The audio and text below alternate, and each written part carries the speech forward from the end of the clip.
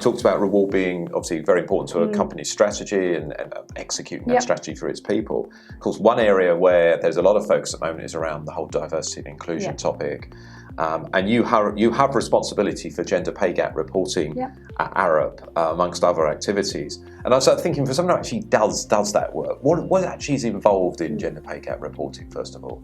Yeah, and I think, again, that just depends on your company. So for some organisations, it's really just about reporting the numbers. Yeah. It's about the calculations and then putting out the number out to the world through the regs.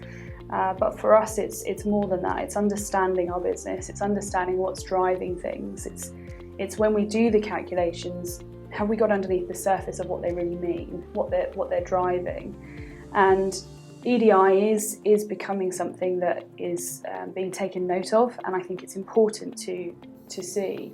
And gender pay really has, to some extent, I think, driven some of that at a time when it was already beginning to emerge. And it came off the back of, as well, the stats for having X amount of women at board level for FTSE 250s, but it was getting there, but it's just not getting there fast enough. Yeah. I think it is a crude tool, but it's definitely made organisations sit up and take notice. Now, I know there are some sectors and some areas that just want to report their numbers and that's all. But certainly I've been privileged to work for companies where it's actually about understanding what's going on. Yeah. And doing something different, or actually looking at the crux of what it's there to do and what it's there to drive. So, gender pay is about changing something that's a bit of a societal issue. It's big and it's huge and it is tricky.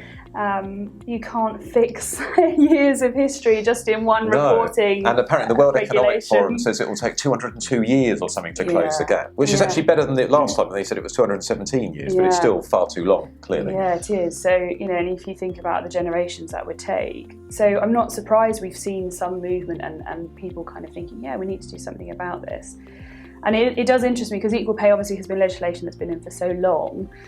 It's been around before I've been around. So why suddenly have we got this change? And it's obviously not doing what it was expected to do, or has driven change in behaviour, but not to the extent that we want it to and quickly enough.